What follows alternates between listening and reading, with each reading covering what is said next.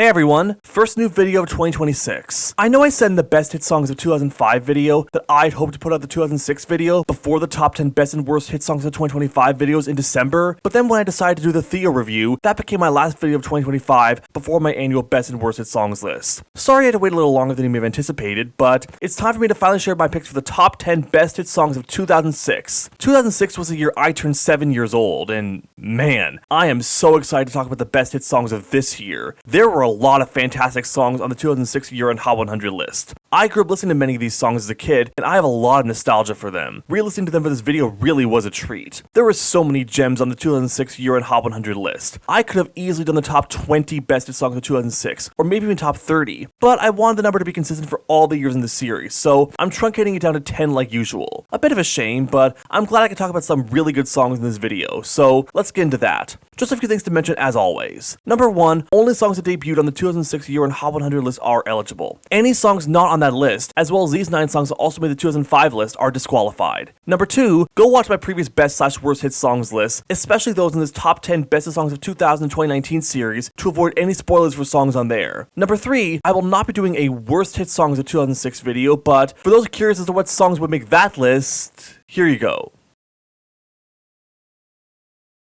Finally, number 4, this list is just my opinion. Don't get upset at me if I put a song you hate on here or my ordering doesn't match yours. Feel free to tell me in the comments what your favorite hit songs of 2006 are. Okay, time to talk about some fantastic songs from the year 2006, starting with the number 10 best. Jesus, take the wheel, take it from my hands.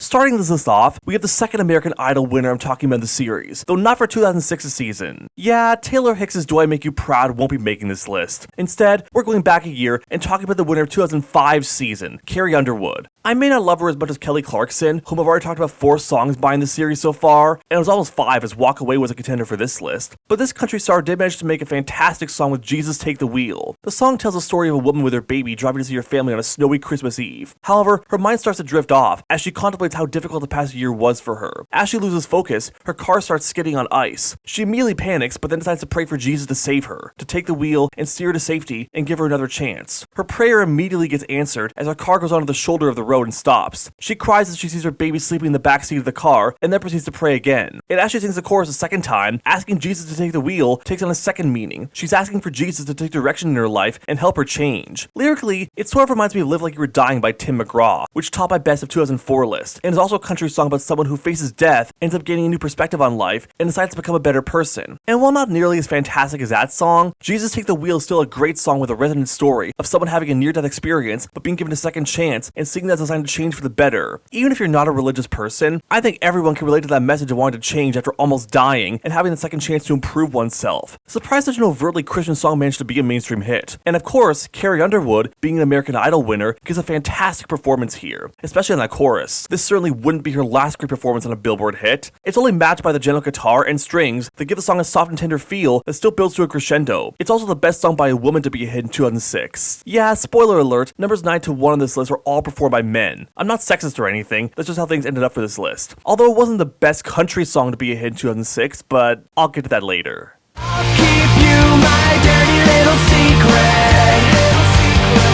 Now, here's a song I definitely have some nostalgia for, having heard it quite a few times as a kid, and it's a real rocking song too. Unfortunately, since Headley never crossed over into America, I won't be talking about them in this video, though you can bet 3-2-1 would have definitely made this list if it had been a year-end hit. So to fill that void of an awesome pop-punk/pop rock track that was popular in 2006, we got a song by the All-American Rejects. Dirty Little Secret was the lead single from the band's sophomore album Move Along, and the band's first ever top 10 hit, peaking number 9 in early 2006. I know this was many people's first impression to them, and while I don't remember if this was their first song that I heard, I do think it is a fantastic first impression because Dirty Little Secret is a freaking awesome song. That electric guitar riff that starts off the song is so incredibly catchy, and one that I still remember nearly 20 years later from when I first heard it. And the rest of the song is just as catchy. The melody is just as upbeat as the guitars, and Tyson Ritter's voice just fits so well, especially when he belts on the bridge, and we hear harmonization behind him on those verses. Like many other pop-punk/pop rock singers at the time, he really channels that teen/early 20s angst here. Though I'm also glad that unlike Simple Plan's 2000 discography, it doesn't sound too emo. There's a trace trace of that here, but the upbeat sound and lyrics about keeping your partner your dirty little secret, even despite the relationship being rocky, really makes the song sound more happy than anything. It's definitely not the best pop punk / pop rock track that came out of this era, but I'm incredibly glad it was a hit in 2006. It's one Kid Me used to blast all the time, and one that I still do to this day. It's an absolute banger of a song, and despite being only number 9 on this list, that's mostly due to just how many fantastic songs made the 2006 year-end Hot 100 list. In another year, this could have been even higher. If there is one Achilles heel to this song,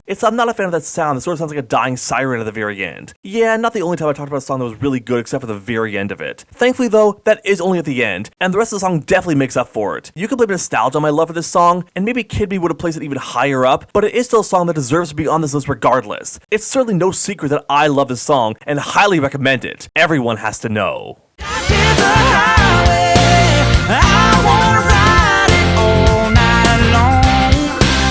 I got a feeling this is going to be a controversial pick. Okay, hot take. I think Rascal Flatts' cover of Life is a Highway is actually better than the Tom Cochrane original. That may be an unpopular opinion, but I stand by it. I think the Rascal Flatts cover rocks more and feels more tuned to a driving anthem. It definitely feels more like a song I'd blast in an open-top car driving down desert road, with its more pronounced country rock sound. The guitars here definitely rock more here than they did with the then 15-year-old original, and they also include some guitar solos of the intro, outro, and bridge, replacing the harmonica solos from the original. The harmonica solo on the original wasn't bad, but I like the fact that the guitars are more pronounced here, as it really helps the song rock more and make it even more fun to listen to. Also, Cochrane's voice on the original version sounds pretty lip at times, especially on the first verse. Gary LeVox's voice, meanwhile, belts harder, and he definitely sounds more like he's enjoying the ride, both the car ride and the ride called life. I also love the harmonization behind his voice heard in the chorus and second verse. Rascal Flatts really was the perfect artist to cover this song, and I can't imagine any other country artist from around this time like Toby Keith or Trace Adkins fitting here nearly as well. I think it makes sense for a country band to cover it, since it is a country rock song, not just a country song. It was also the perfect song to cover for the Cars soundtrack, given that said movie is about vehicles that drive on highways, and it's a song about life feeling like a highway and wanting to just ride it, which is true in another sense in a world full of anthropomorphic cars. It's certainly not the only song to metaphorically compare life to a ride and just want to ride it, but it really makes it work. The best types of covers are those that either add a new perspective to the original or improve on the original. It may not be super distinct from the Tom Cochrane original, it is in the same key after all, and I can see some people argue that the Cars soundtrack should just use the original version instead, but I'm glad they decided to have it be a cover. Like Keith Urban's Days Go By or Russell Dickerson's Blue Tacoma, it's one of those songs that falls in the category of country music driving anthems. Next time you're driving down a street through the prairie or southwestern USA, roll down the windows and blast this song. I want to play it all night long. Cause you had a bad day,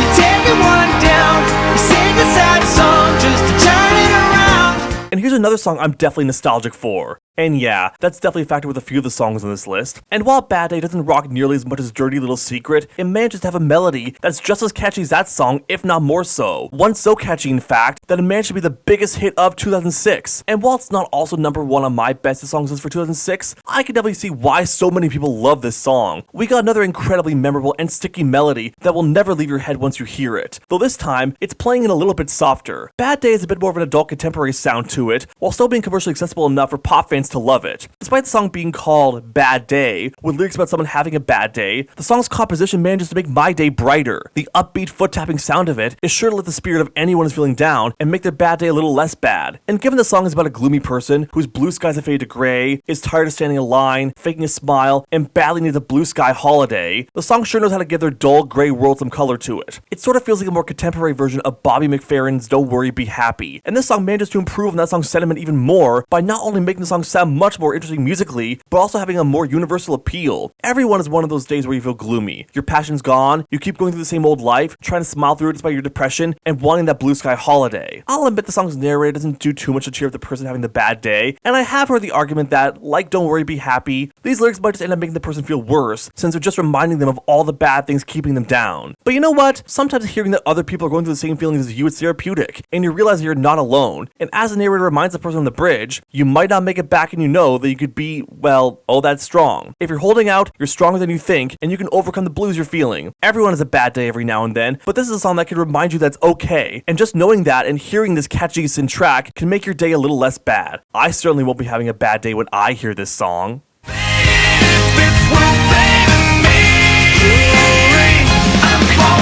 Well, it's about time I talked about a Nickelback song in this series. They had 3 previous chances to make my year-end list, and while all their previous hits were contenders for those year's best hit songs list, none of them quite made it. But Savin' Me, Yeah, I knew this just had to make this list. And yes, I'm not ashamed to admit that I enjoy most of Nickelback's music. This band never deserved all the internet hatred they've gotten. I don't think most of the people hating them were even really all that familiar with their discography, and were just hating them because everyone else was. But screw conformity. Nickelback have made some pretty good songs, and honestly, Savin' Me might just be the band's best urine hit they've ever had. It's certainly my favorite single from All the Right Reasons, although Far Away, the band's other song to debut on the 2006 Urine Hot 100 list, is also a decent song, though not quite good enough for this list. As for Savin' Me, it's got one of the band's best melodies, matched against their typical post-grunge sound, with a sweet guitar solo on the bridge. But yet there's also a softer element here, emphasized with that acoustic guitar that starts off the song. There's a bit of darkness here, which is also evident in the lyrics. When I first read the lyrics, I thought it was about a suicidal person telling someone else to say something to them to make them change their minds before they do the act. After all, the chorus goes, "Say it for me, say it to me, and I'll leave this light behind me. Say it if it's worth saving me." And on the bridge, there's a line, "I'm on the ledge of the 18th story." And that only makes the music video, starring a man who sees timers over everyone's heads, representing how much time they have left to their death, feel even more poignant. Though these lyrics could also be interpreted as asking someone to help them start a new life. Perhaps they just want someone to show them how to love and want to start a relationship with them. Or maybe the prison, four walls, and iron bars in the first verse are literal, and this person is a criminal wanting to reform themselves. It's always very poetic when song lyrics can be interpreted in multiple different ways. But either way, wanting someone to save you from yourself is still a great sentiment. Plus, Chad Kroger's gruff voice just fits the post-grunge sound perfectly. Only Nickelback could make a song like this become a hit, and I'm glad it was a hit in 2006. It's a song that I certainly want to save to my playlist. Put out later,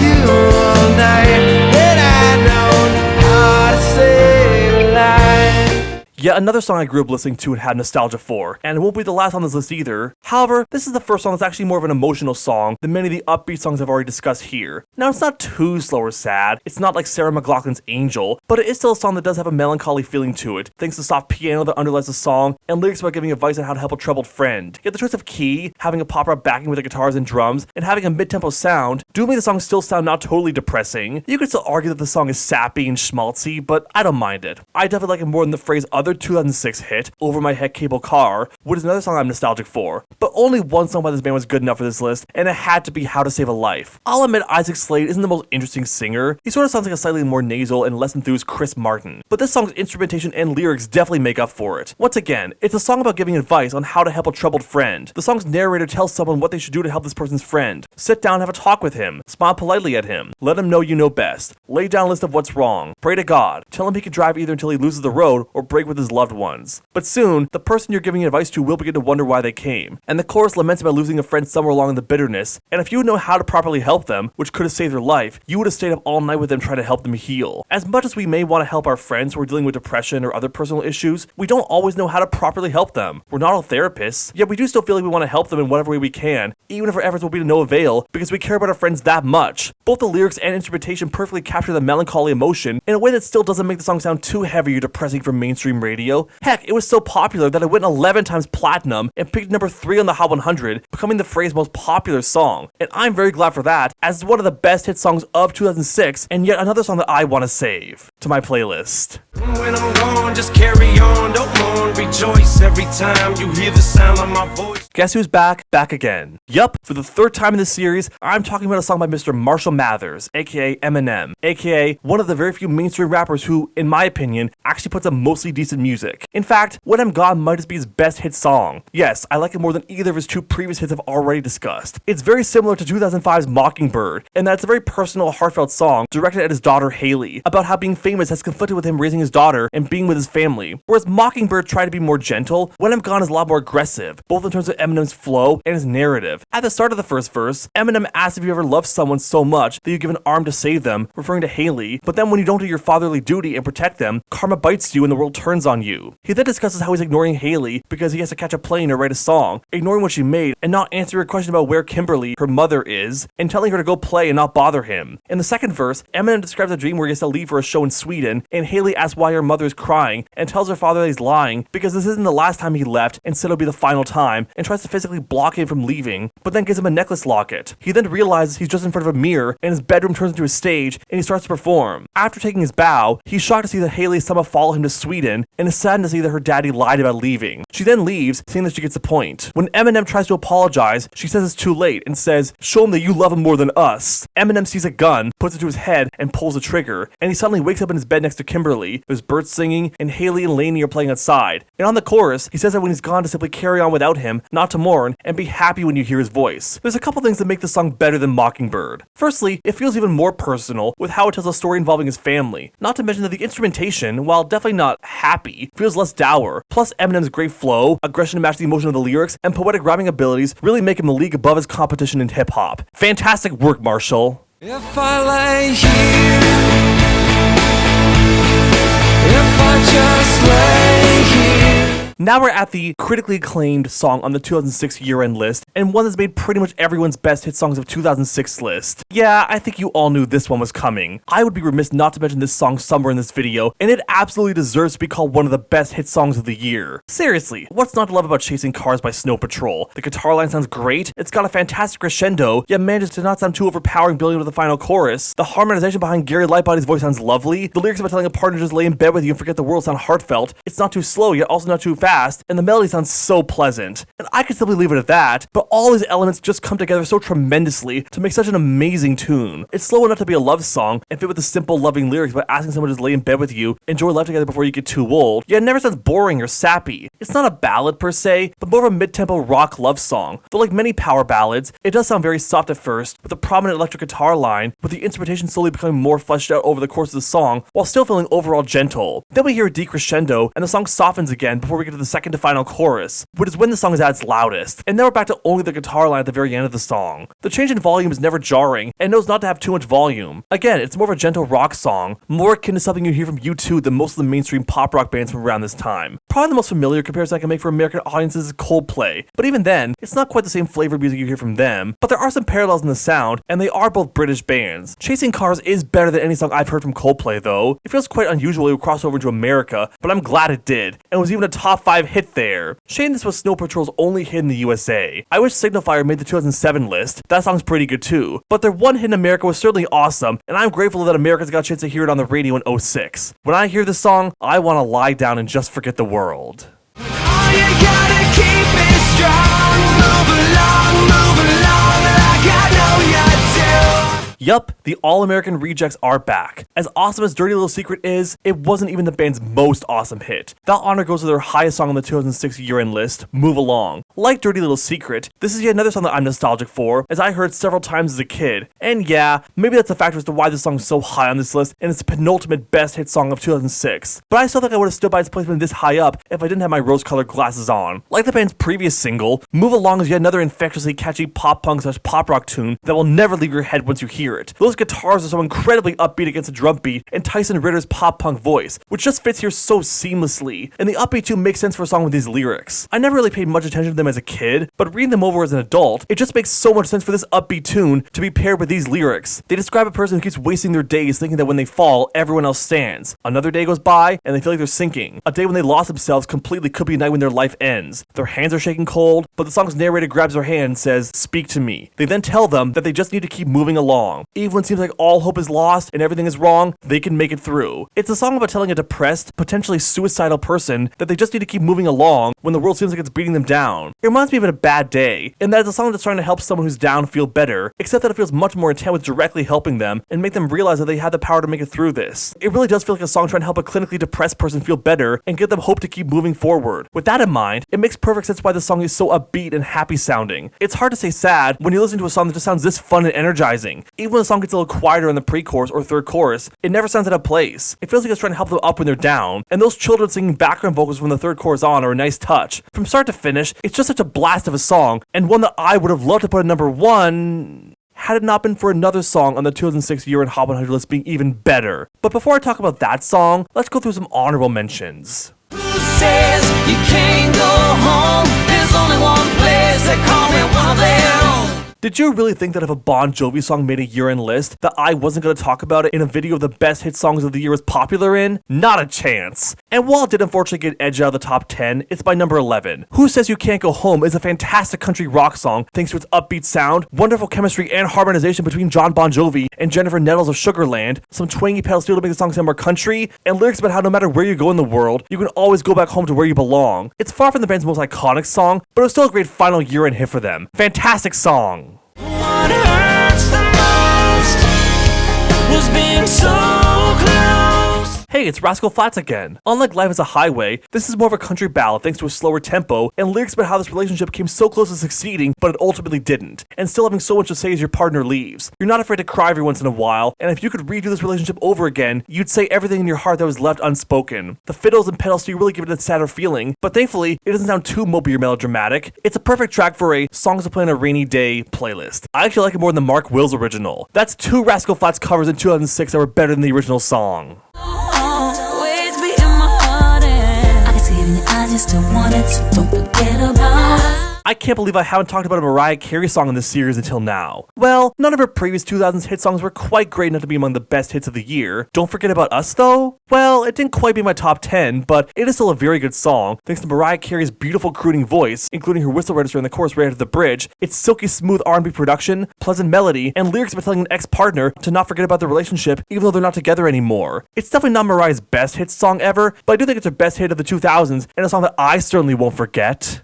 Ain't no other man that can stand up next to you. Ain't no other man on the planet does what you do, what you do. And speaking of women with some incredible vocal talent, here's Christina Aguilera's hit of 2006, Ain't No Other Man. It's an upbeat funk/soul jam where Aguilera sings about how the man she loves really moved her and how no other man can compare to him or do what he does to her. While not as great as Beautiful, it's still a terrific showcase of Aguilera's soulful voice, and she sounds just as great here as she did there. It is about the same level of quality as Lady Marmalade, although she carries this song just by herself. It's incredibly infectious and upbeat with that funky rhythm that makes me want to get up and move to it. There ain't no other singer like Christina, and there ain't no other song like this one. I think you're crazy.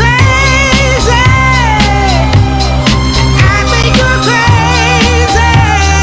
And on the topic of soul songs, here's a song that I'm sure some of you were expecting on the list proper, Crazy by Gnarls Barkley. Well, it's a good song, but with how many awesome songs there were on the 2006 year-end list, yeah, it didn't end up making it. Might have made it if the song had come out and been popular in a different year with less competition. Still though, it's got a really nice groove with the guitar line, strings, catchy melody, the soulful lead vocals, and smooth backing vocals. CeeLo Green's voice sort of reminds me of Teddy Swims. Shame the song was just blocked from hitting number 1 on the Hot 100 by 1 spot. I'd definitely be crazy not to mention this song somewhere in this video. And that's 5 honorable mentions. Now let's talk about 5 ineligible honorable mentions. These are songs that didn't make the 2006 year-end Hot 100 list and weren't eligible for my list, but are still really good songs that deserve a mention. Maybe they didn't chart high enough on the Hot 100 to make the year-end list. Maybe they never charted on the Hot 100 at all, but did chart in another country. Maybe they never charted anywhere and are obscure or bubbling under the mainstream songs. Anyway, let's get to these ineligible honorable mentions for 2006. I don't feel like dancing when you're doing the place. Just like Anastasia, the Sister Sisters are another American artist who, for some reason, were way more popular across the ocean than their home country. This song actually hit number 1 in a few countries, including Australia and the UK. And I can see why, because it's a really great upbeat song. The irony is that despite the song's title, the song definitely does make you feel like getting up and dancing to it. The song's lyrics are actually about dancing, despite not feeling like it, since you're feeling low despite your partner feeling perky. Add in that guitar/piano melody, which was actually composed by Elton John, and some decent falsetto vocals, and you got a real funky track. The Sister Sisters may not feel like dancing, but I sure do. 5% pleasure, 50% pain, 100% reason to remember the name. Fort Minor did have a song on the 2006 year-end list with Where'd You Go, which was the only single from the Rising Tide to be a hit. Shame it was that one because it's easily the weakest of all 3 singles from the album. Now, Remember the Name, the first single from the album, is much better. It's a super badass song thanks to its electronic production, Mike Shinoda's excellent rapping abilities, and lyrics about how he doesn't care about the fame or the money but performing, and how people don't really know him. Shame Mike didn't do more with Fort Minor. He proved that he didn't need the rest of Linkin Park to make awesome music. While I have 100% reason to remember his short solo project and this song. Chemicals react.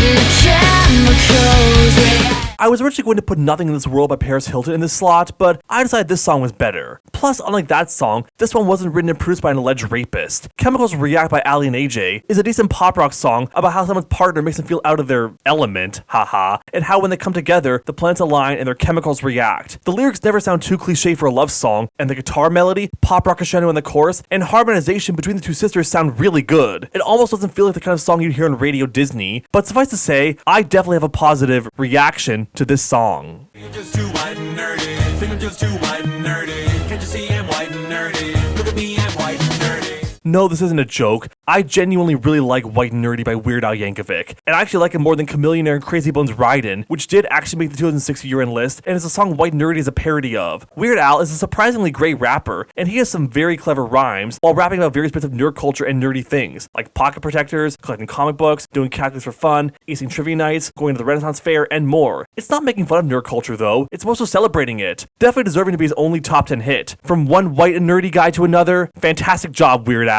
Here's a riddle for you. Find the answer. I was originally going to put Upside Down by Jack Johnson in this slot, but as soon as I heard the riddle by Five for Fighting, I knew right away I had to talk about it here. This is a song that I immediately loved the moment I first heard it, and it instantly became one of my personal favorite songs of all time. Yeah, really. It absolutely blows 100 years out of the water in terms of quality. The piano melody is absolutely beautiful, it's got an incredible build to the second chorus, and some incredibly powerful lyrics about being asked what the reason for living is, and the protagonist realizing and spending time with his son. Thank you to my friend Halston for introducing me to one of my absolute favorite songs of all time. No, really, go listen to this song. But hey, while we're on the topic of meaningful soft rock songs, let's talk about the actual #1 best hit song of 2006. That's why we're